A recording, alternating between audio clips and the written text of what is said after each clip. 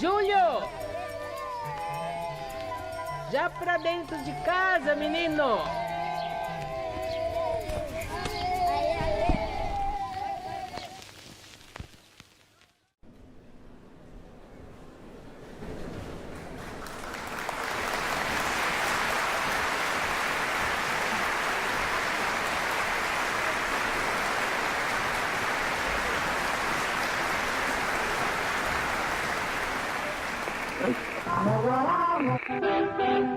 Amigo ouvinte, aqui fala o repórter Edson.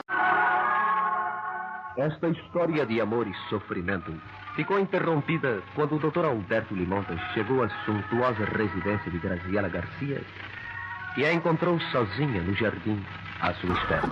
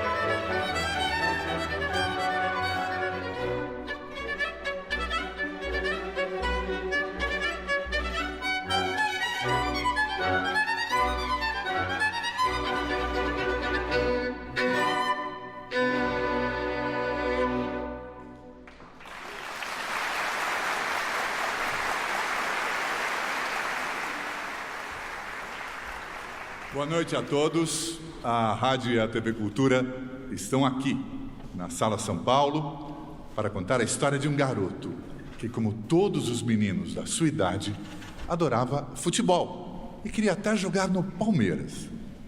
Mas, além da bola, ele também tinha uma outra paixão: a música.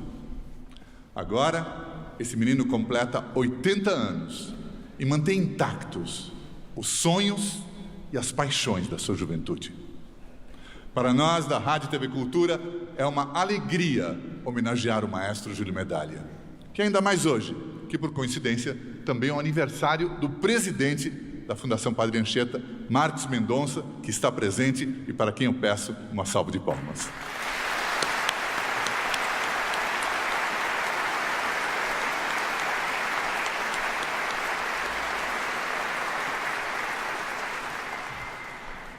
Bem, mas voltando a Júlio Medalha e a sua história, ela começou muito antes da bola rolar nos campinhos da Lapa.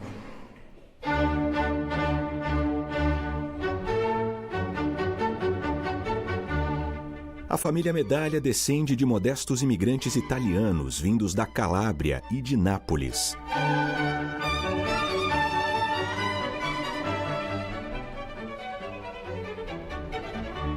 Júlio nasceu na Rua Apa, na Barra Funda, e cresceu na Lapa, bairro que tradicionalmente abrigava trabalhadores da ferrovia.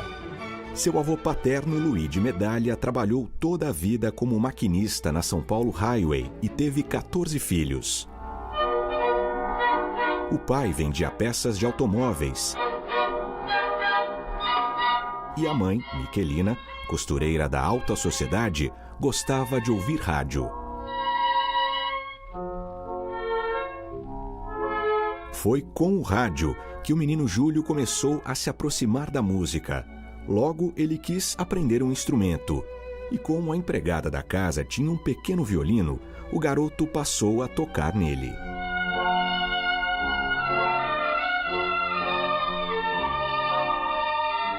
Uma prima da mãe, que fez parte da orquestra do Cine Avenida, lhe ensinou os primeiros acordes.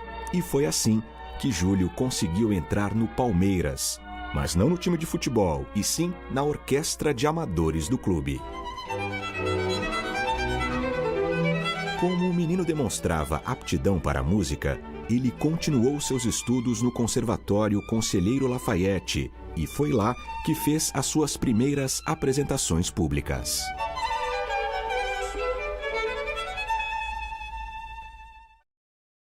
Eu quero chamar aqui para participar dessa homenagem Clarice Abujanra.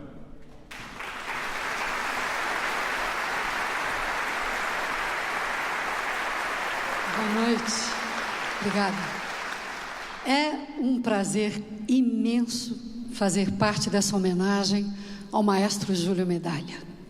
Uma noite feliz, especialíssima, uma plateia maravilhosa, amigos queridos, eu sei que alguns vieram de longe, mas amigo é o que não vai faltar essa noite. E agorinha mesmo, eu vou conversar com um deles.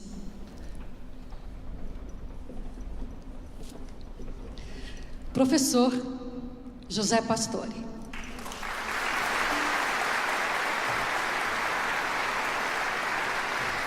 É um prazer enorme receber o senhor aqui.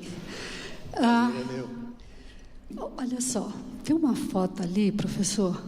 Você pode explicar para a gente o que tinha, qual era a época dessa foto, o que estava acontecendo? É uma época das mais gostosas da nossa vida, de muitas lembranças, muitas lembranças. Aliás, a maior lembrança, a maior saudade é da cabeleira que o Júlio tinha e que eu tinha também, né? Mas continua charmosíssimo. Parece ali na foto. Né? E estávamos tocando uma peça de Mozart, originalmente para quarteto, 2 violinos, violoncelo e viola. Mas o Júlio, como nós não tínhamos nenhum violoncelista, com 15 anos ele já fez um arranjo. Pôs o piano. Então tocou o Pércio Rocha, amigo nosso, Luiz Gonzaga na linha, o Júlio no violino e eu na viola. E foi um sucesso. Tocamos numa escola, sabe? Fomos convidados para tocar em outras escolas. E eu acho que o Júlio já, naquela época, já pintava ser alguma coisa voltada para o maestro. Ele estava... Primeira vez que ele tocou em público, ele devia ter uns 12 anos. Ele vinha voltando da aula de violino com um violininho embaixo do braço. E havia uma patota nossa reunida ali à noite na Lapa. Ô menino, vem cá. O que você tem aí? Tem um violino. Então toca para nós. Não, mas não vou tocar aqui. Toca para nós. E ele tocou uma valsa do Franz Lehár brilhante. Depois de uns tempos, ele falou: Zé Pastore, estou aprendendo flauta com o João Carrasqueira. Tudo bom. Daí uns tempos, Zé Pastore, estou aprendendo violão. Violão. Depois de uns tempos, Zé Pastore, estou aprendendo piano. Eu falei: Júlio, você não fixa em nenhum instrumento, você corre o risco de virar maestro, hein? Não deu outra, né? Não deu outra, Mas eu né? sei que vocês tocaram também, como os dois participaram de orquestras amadoras na época, né? Sim. Qual era a peça que vocês mais gostavam de tocar? eu devo confessar o seguinte: nós éramos vidrados num tal de Mozart. Era Mozart, mais Mozart, mais Mozart, mais Mozart. Uma sinfonia. E de todas as peças, eu acho que é a Sinfonia número 29 do Mozart. Vamos relembrar juntinhos? Vocês estão preparados? Maestro, Mozart.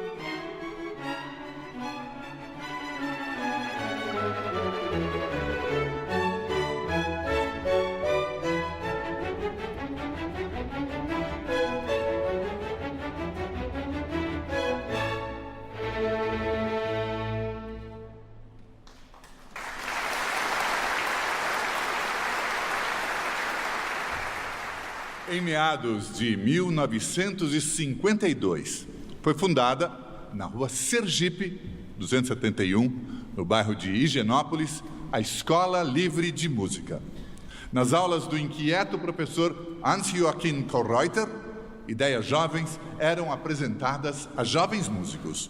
João Carlos Martins, Gilberto Tinetti, Benito Juarez, Júlio Medalha e Isaac Karabichevski. A minha amizade com o Júlio ultrapassa a dimensão daquilo que é uma amizade normal, comum, tradicional. Ela se incorpora à nossa formação musical, à nossa formação humana, desde tempos primitivos. Bom, o Júlio é uma longa história. Conheci na minha adolescência, nós tocávamos ambos na escola do Museu de Arte, na orquestra do Museu de Arte de São Paulo, e ele tocava viola, eu tocava oboé. Eu me lembro que o Pastore, José Pastore, também tocava violino. O Pastore foi para a economia, o Júlio e eu fomos para a música, e em caminhos absolutamente paralelos. Foi o Júlio que me encaminhou à então Escola Livre de Música de São Paulo, na época dirigida pelo Hans-Joachim Kollreuter, o mestre de todos nós, né? E foi através do Júlio que eu me encaminhei, dei os primeiros passos em direção às escolas que valiam a pena realmente trabalhar aqui em São Paulo. Depois eu fui para a Alemanha, e qual não foi a minha surpresa, quando 2 anos depois, isso foi em 58, vocês não eram nascidos ainda, cheguei à Alemanha e em 60 chegou o Júlio também. Nós nunca fizemos bobagens. Eu estou falando seriamente, hein? Não estou ironizando, não. Nós éramos fanáticos. Nós podíamos estar perfeitamente numa escola num mosteiro, trabalhando, era o ritmo de mosteiro. Estou falando sério. Sim, acordava a partitura, almoçava, voltava às partituras, íamos até a noite, esse era o ritmo. Nós não tínhamos lazer. Durante o período que passou na Europa, Júlio Medalha estudou com regentes importantes como Sir John Barbirolli e Pierre Boulez.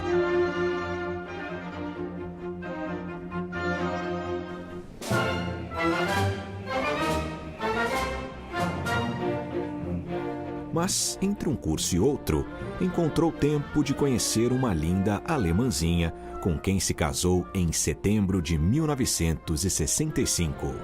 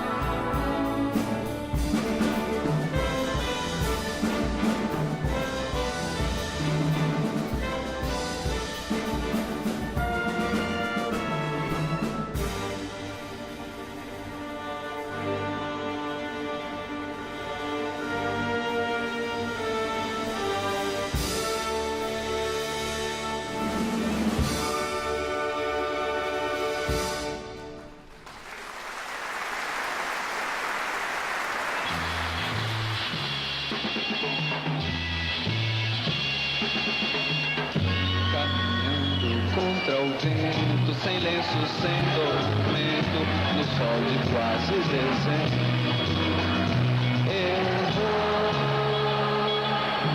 O sol se reparte. Em 1965, Júlio Medalha volta da Europa e encontra o país em polvorosa.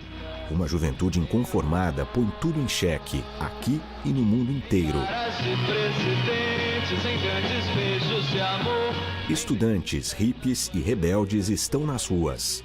No Brasil, entre a censura da ditadura e os protestos das passeatas, os festivais da TV Record tornam-se o polo da vida cultural do país.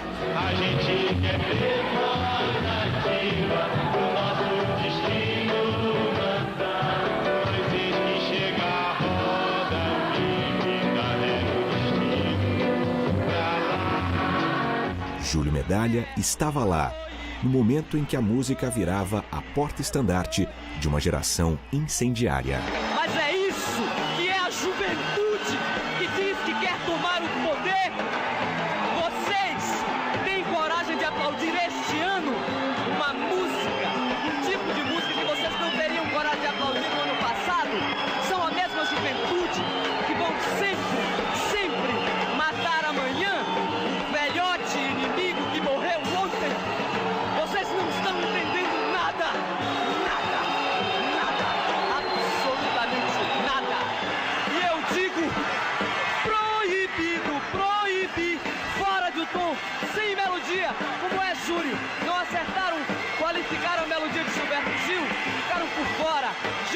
sumiu a cuca de vocês, hein? É assim que eu quero ver. Chega! Ontem, hoje, queira Deus, sempre, é proibido proibir. Tenho um prazer enorme de estar aqui ao lado de Solano Ribeiro, o idealizador destes festivais. Seja bem-vinda. Eu fico muito feliz de estar presente nos 80 anos do meu querido amigo Imárcio. Eu acho melhor você não marejar esse nome, porque eu vou junto. Olha aqui, Solano. Você esteve presente nos momentos de maior representatividade dentro da música e da televisão brasileira. Me diz como é que esses musicais deixaram de ser um evento e passaram a ser um marco, né, na história da música popular brasileira na década de 60. É preciso considerar que existiu um momento político muito grave. E, de repente, através da música popular, que trazia um novo elenco para uma nova plateia, trouxe um recado que, de repente, era quase que uma válvula de escape de quem não concordava com o status daquele momento. Você que dirigia esses festivais, o que te fez chamar o Júlio para participar, para trabalhar com você? Eu estava preparando um dos festivais e fui assistir uma peça do Teatro Cacilda Becker. Se não me engano, isso devia ser proibido. E a trilha sonora da peça chamou muito a minha atenção. E depois do espetáculo eu fui perguntar quem era o autor daquela música. Aí eles me contaram que era Júlio Medalha, então eu o procurei para que ele me auxiliasse na parte de preparação, na escolha das músicas, enfim, na produção do festival. Nós fazíamos reuniões na edícula da casa do velho Medalha, né? Então juntava aquele bando de cabeças ali. A gente tinha Décio Pinhatari, a gente tinha Rogério do Prá, Damiano Cosella, Haroldo de Campos, Sérgio Cabral, o pai.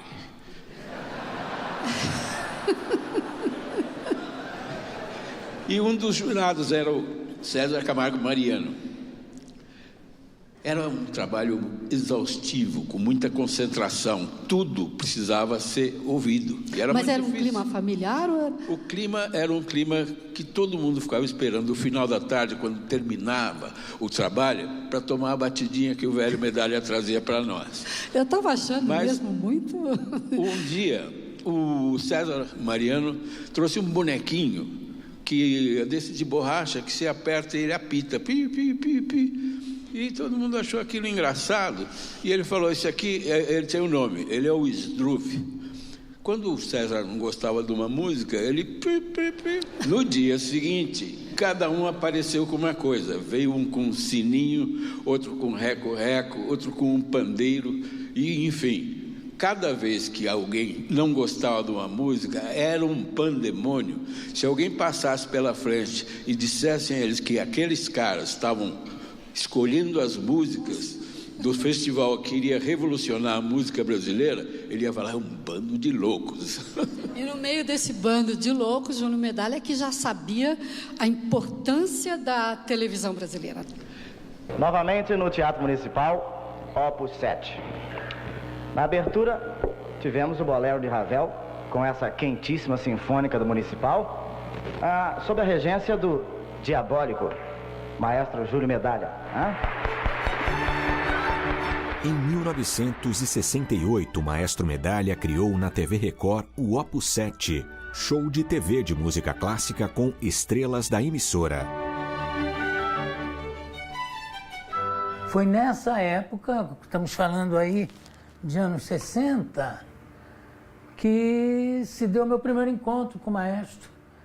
Então foi uma coisa assim, ele estava chegando da Europa com uma animação, cheio de ideias, cheio de alegrias. Era uma coisa maravilhosa.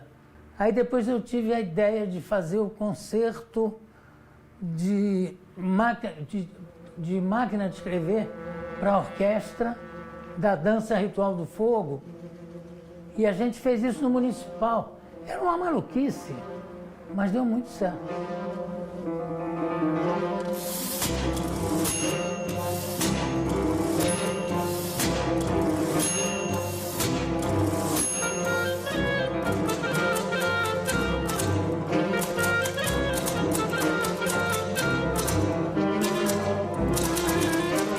Na TV e no teatro, Júlio Medalha levou a música clássica a novas audiências, novas plateias, audaciosamente indo onde nenhuma orquestra jamais esteve. Ele tocou em locais inusitados, como a fábrica da Brown Boveri.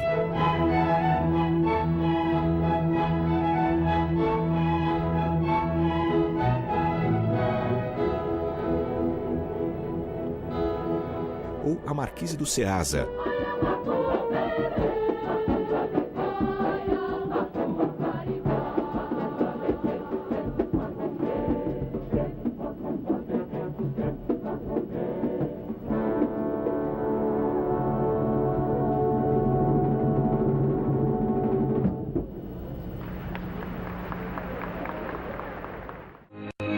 Compôs mais de 100 trilhas sonoras, inclusive para grandes sucessos da televisão, como Os Imigrantes, Grande Sertão Veredas e numa novela ambientada nos bastidores da música clássica, Bravo, de Janete Claire.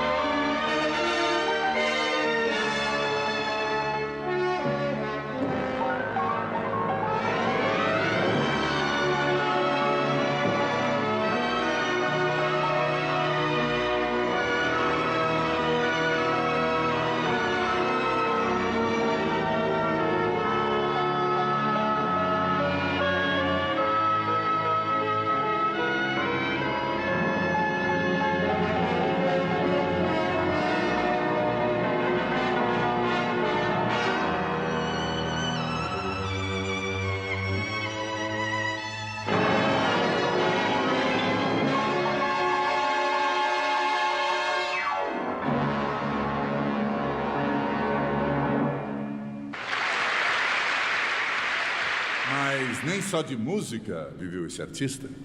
Em 1982, Júlio Medalha não apenas compôs a trilha sonora de O Segredo da Múmia, uma paródia de filmes de terror dirigida por Ivan Cardoso, como também atuou na película no papel de Doutor Rodolfo, assistente do cientista louco vivido pelo lendário ator Wilson Grey.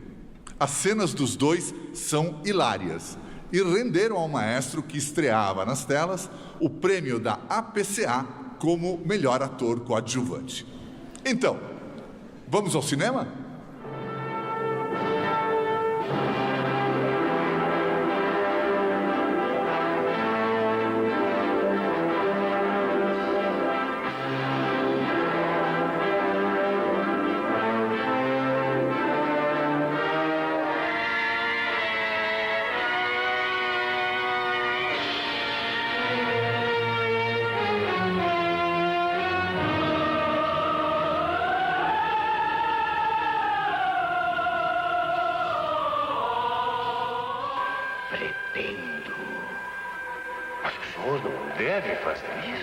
Digno da minha genialidade.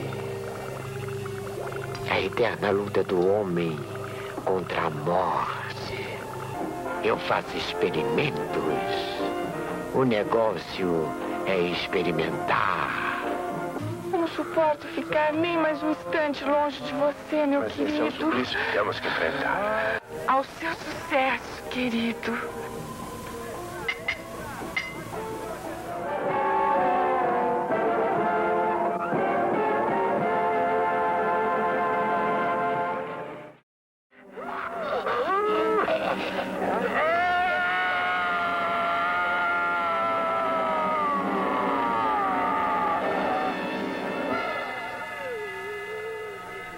está o Maestro Medalha, foi ator, fez performances, dialogou com a poesia e tudo isso sem deixar a música de lado. Entre meados dos anos 80 e o fim da década de 90, ele foi por 2 vezes diretor artístico do Teatro Municipal de São Paulo e uma vez do Municipal do Rio. Dirigiu o Festival de Inverno de Campos do Jordão, compôs para o Quinteto de Sopros da Filarmônica de Berlim. Foi diretor da Sinfônica do Teatro Nacional de Brasília. Um de seus maiores feitos foi criar, com músicos de várias partes do mundo, a Amazonas Filarmônica, uma orquestra de nível internacional sediada em Manaus. E ao lado disso tudo, Júlio Medalha também encontrou tempo para se dedicar a uma das grandes paixões da sua vida.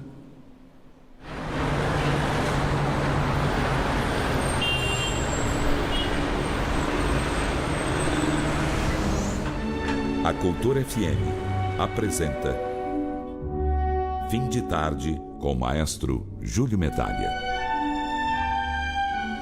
O Júlio, ele tem a quase... É diferença de meses. Ele entrou, acho que 1 mês antes de mim aqui. Já tem 31 anos aqui. Aí o Júlio é um cara meio assim, meio louco. E eu apronto algumas coisas com ele. Então, no fim de programa é uma surpresa. Aí, você ouviu ontem, compadre? Ele falou, ouvi, mas, pô, ficou legal, tal. E ele falou, o povo tá gostando, que eles comentam, tal, né? Pilhado sempre, tá sempre, sabe? Parece um garotão. Ele brinca com ele, compadre, desliga um pouco da tomada, porque... Mas é isso, Júlio, é isso. É ele no corredor, é o que ele é hoje.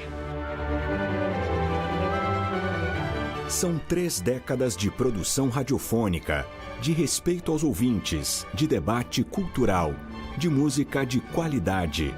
Uma marca diária de excelência que os ouvintes hoje reconhecem quando ouvem este tema.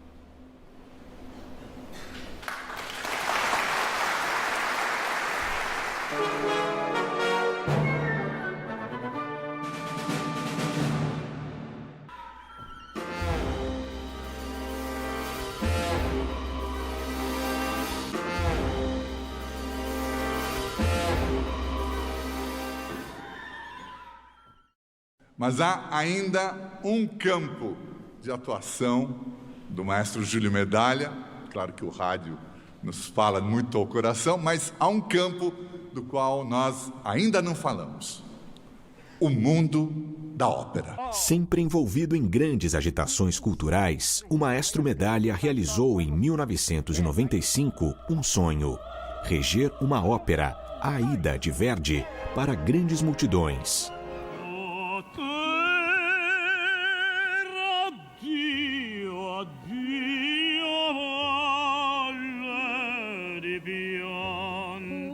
Com o diretor cênico Plamen Kartalov e os solistas da Ópera Nacional da Bulgária, apoiados por mais de 600 figurantes, o espetáculo foi levado a parques e campos de futebol de 6 capitais brasileiras.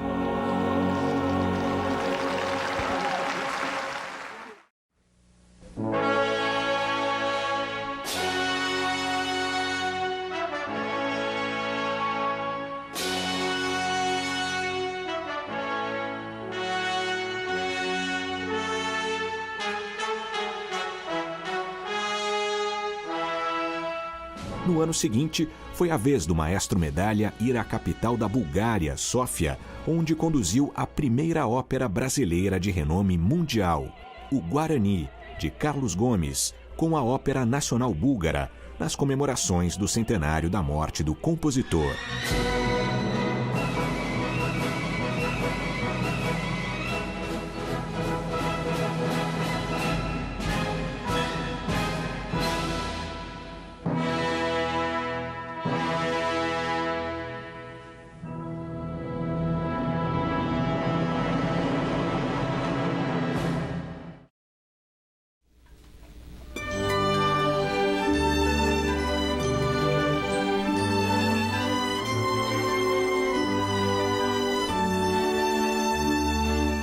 Em 2002, Júlio Medalha também traduziu para o português a opereta A Viúva Alegre, de Franz Lehár, com a qual reinaugurou o Teatro da Paz em Belém do Pará.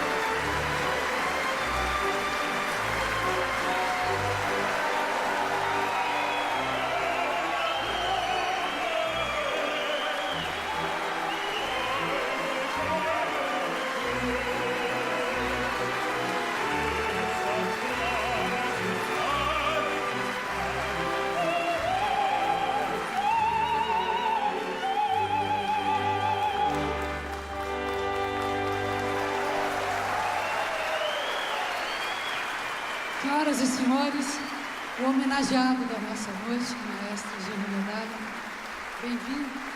Parabéns pelos seus 80 anos de vida e arte. Me acompanha?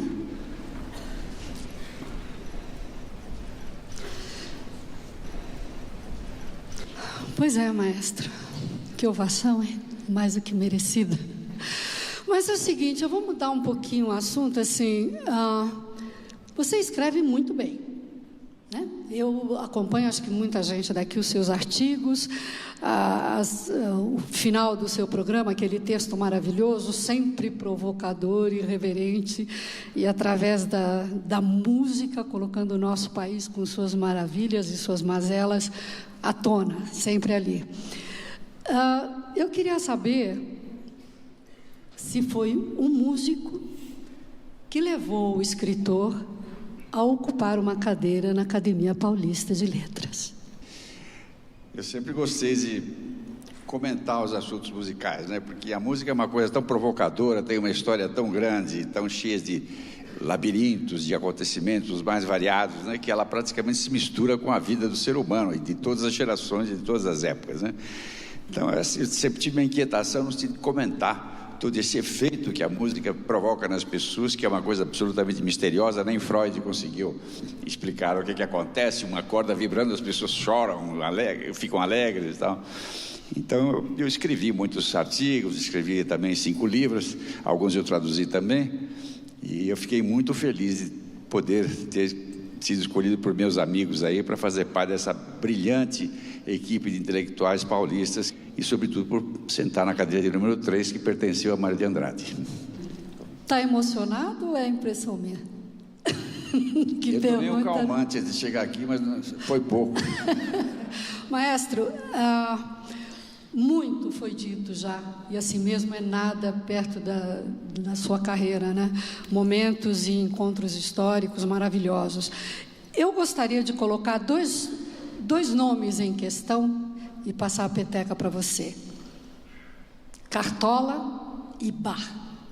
Bom, uma vez eu regi um concerto na Mangueira, com a Sinfônica Brasileira, e foi um momento emocionante, porque no tempo em que as escolas de samba ainda tinham menos marketing, mais autenticidade daqueles morros. O morro naquele tempo produzia bons sambas e músicas muito refinadas. Hoje é um pouco diferente, né?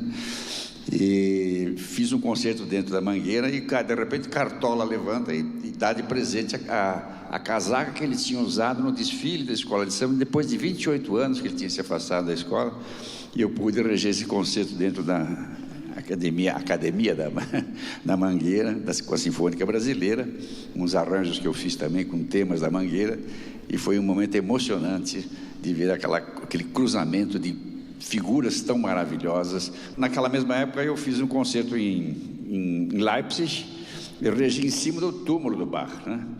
Foi na época que foram lembrados os 300 anos de nascimento nele, e eu era muito ligado ao pessoal lá do Instituto Bach de Leipzig, professor Schneider-Heinzen, e então ele me convidou para reger um concerto de Brandemburgo, e foi emocionante porque eu pisei um pouco assim no pé do Bach, né? Ele estava assim, né? Johann Sebastian Bach, e a gente fica com ódio. Como é que ele pode humilhar a gente? Uma figura tão gigantesca assim, a gente se sente desse tamanho. Desse tamanho não, do Morro da Mangueira, Bach, isso aqui é versatilidade. Maestro, eu tenho uma pergunta. Qual foi a primeira peça que você regeu como maestro?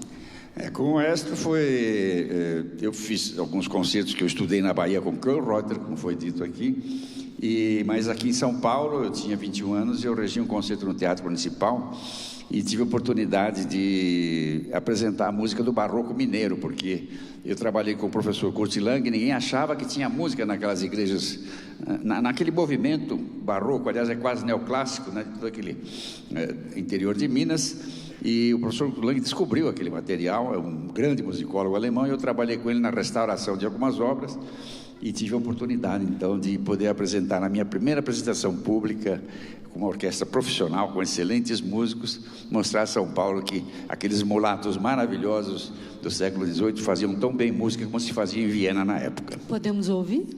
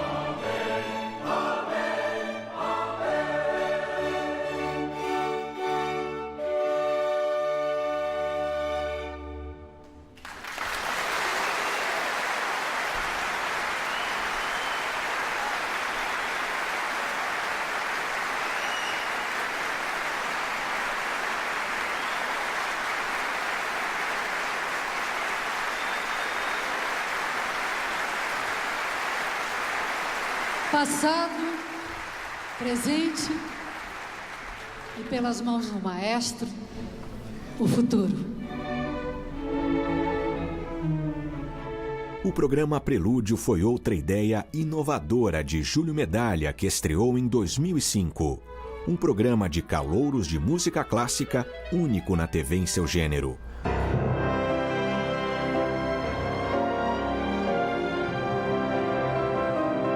Foi um sucesso imediato. Ao longo destes 13 anos, centenas de candidatos se apresentaram.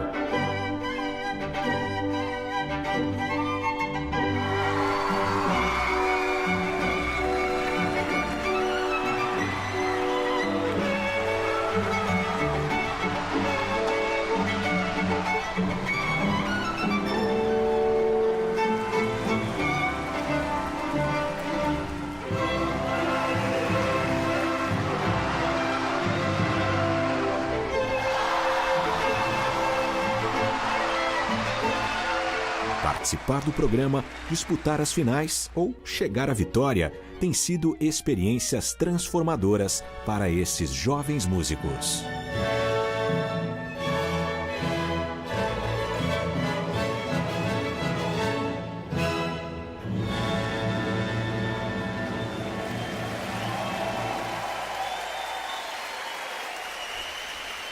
Programa Prelúdio, o único, aliás, programa de calouros de música clássica da TV brasileira, outra ideia do maestro Júlio Medalha. E então, eu vou chamar aqui, para que recebamos com alegria, o vencedor da última edição do Prelúdio, o jovem pianista Stefan Jacek.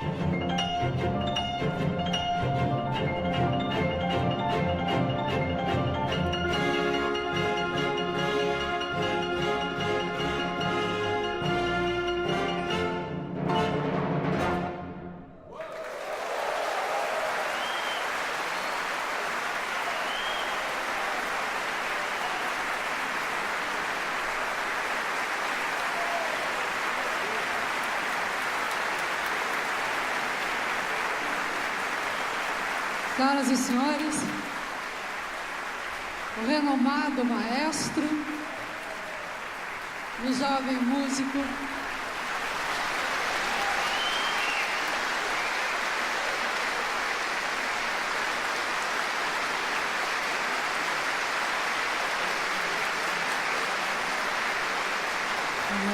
parabéns, muito obrigada. Maestro, eu preciso do senhor aqui.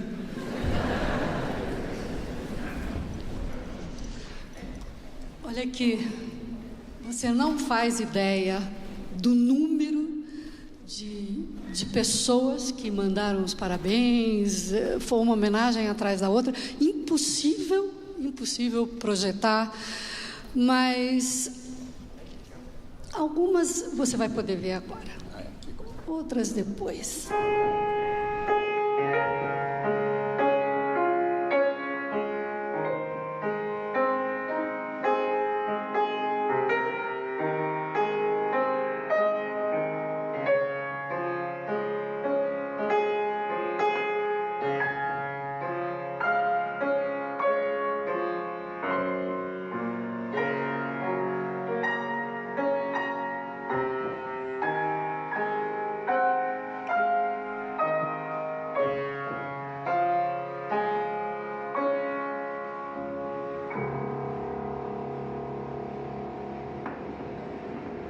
Parabéns, Júlio.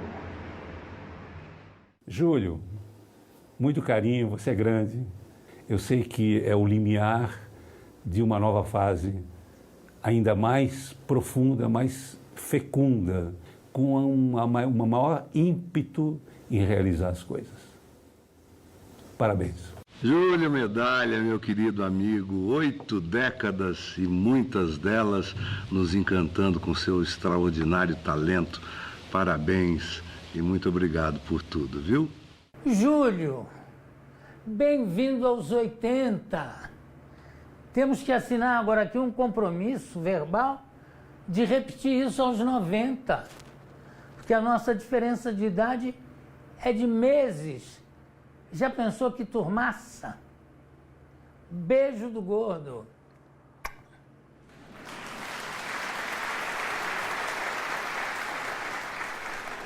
Agora, maestro, teve uma pessoa que fez questão de vir te dar esse abraço, aqui ao vivo, a cores. Eu vou pedir para ele entrar no palco, por gentileza, Caetano Veloso.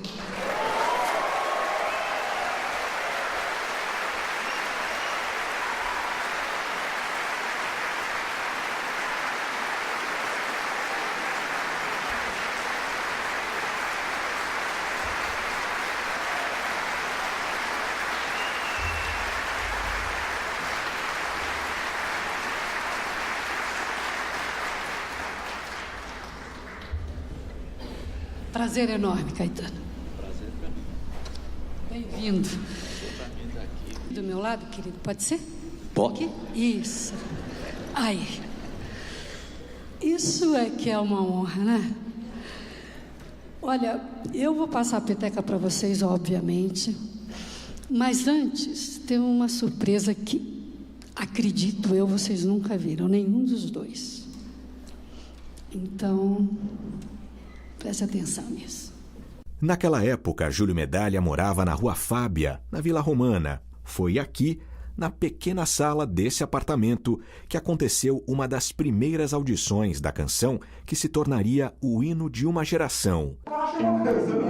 É isso! Mas é isso que eu disse. É um happening constante. Quando o cara menos espera, vai acontecer um monte de negócio. Viva!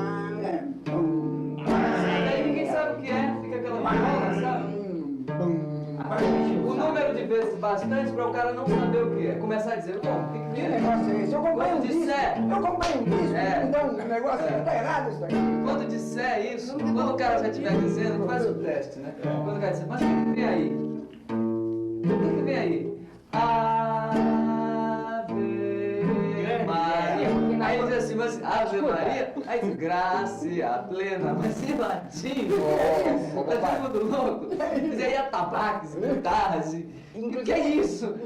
A Rua Fábia era a casa do maestro Medalha, aonde a gente se reunia sempre que tinha algum trabalho a ser feito, algum projeto que tinha que ser desenvolvido. E foi assim também com o caso da música Tropicália do disco do Caetano Veloso. Que nessa reunião, nesse dia, quando o maestro perguntou qual é o título da música e o Caetano disse que não tinha título ainda definitivo. Vamos parar por aqui, senão hoje em dia...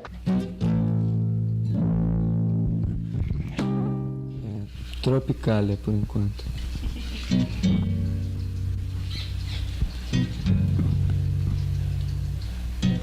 Sobre a cabeça os aviões, sob os meus pés os caminhões, aponta contra os chapadões meu nariz.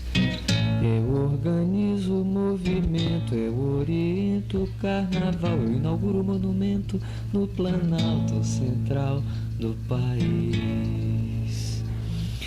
Viva a bossa, sassá, viva a palhoça, sassá, sassá, viva a bossa, sassá, viva a palhoça, sassá, sassá.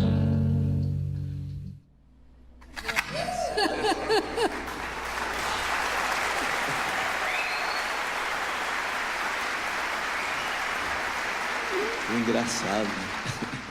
Pois é, um momento delicadíssimo, né? E eu só ter uma pergunta para falar para vocês. Inclusive, maestro, não sei se você reparou, ele diz assim, Tropicália por enquanto. Vocês dois tinham ideia de que essa música ia ser um marco dentro da cultura, da história da música? Eu não tinha. Não. Eu tinha ambição, mas uma ideia de que fosse acontecer, não. Eu tinha uma ambição de que alguma coisa acontecesse que mexesse com a cena da música popular no Brasil. Um período tão... Isso veio a acontecer, agora eu não sabia como, mas depois que veio o arranjo de Júlio e tal, aí foi ficando mais forte o negócio. E você, Júlio, maestro? Bom, a gente se conheceu, inclusive, quando ele foi assistir uma peça da Cacilda Becker e do Valmor Chagas, chamada-se Isso Devia Ser Proibido, que o Solano citou agora, que ele me convidou para fazer parte do festival por causa disso.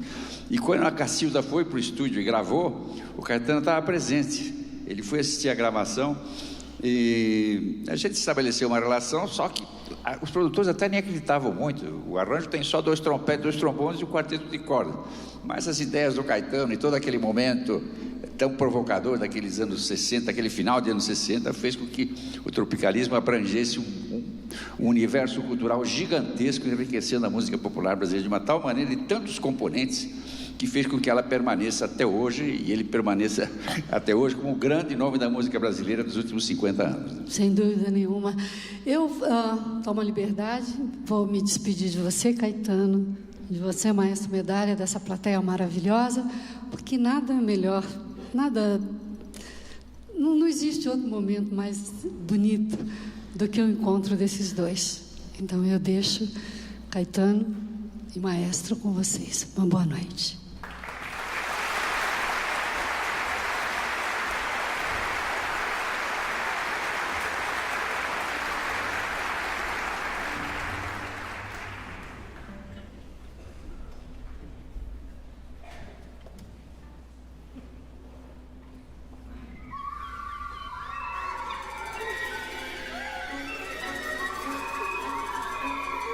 Quando Pero Vaz de Caminha descobriu que as terras brasileiras eram férteis e verdejantes, escreveu uma carta ao rei. Tudo que nela se planta, tudo cresce e floresce.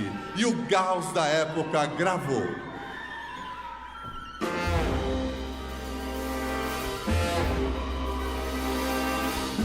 Sobre a cabeça os aviões, sob os meus pés os caminhões, aponta contra os chapadões meu nariz.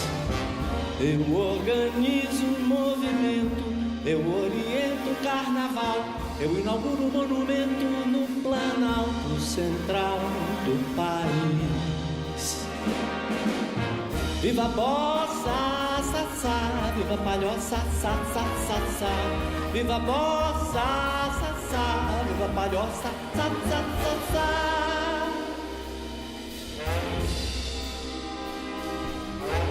O monumento é de papel crepom em prata, os olhos verdes da mulata, A cabeleira esconde atrás da verde mata o luar do sertão. O monumento não tem porta. A entrada é uma rua antiga, estreita e torta. No joelho uma criança sorridente, feia e morta, estende a mão. Viva a mata, tá, tá. Viva a mulata, tá, tá, tá, tá. Viva a mata, tá, tá. Viva a mulata, tá, tá, tá, tá.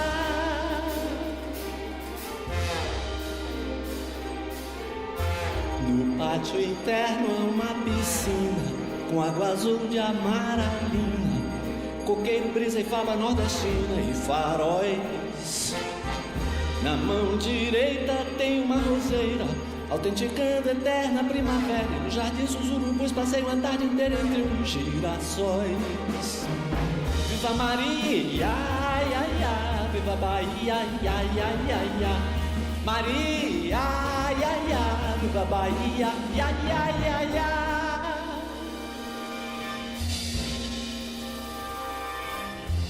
No pulso esquerdo, bang, bang. Em suas veias corre muito pouco sangue, mas seu coração balança um samba de tamborim. Emite acordes dissonantes pelos 5.000 alto-falantes. Senhoras e senhores, ele põe os olhos grandes sobre mim. Vive Iracema, mamá. Vive Ipanema, mamá, mamá. Iracema, mamá. Vive Ipanema, mamá, mamá.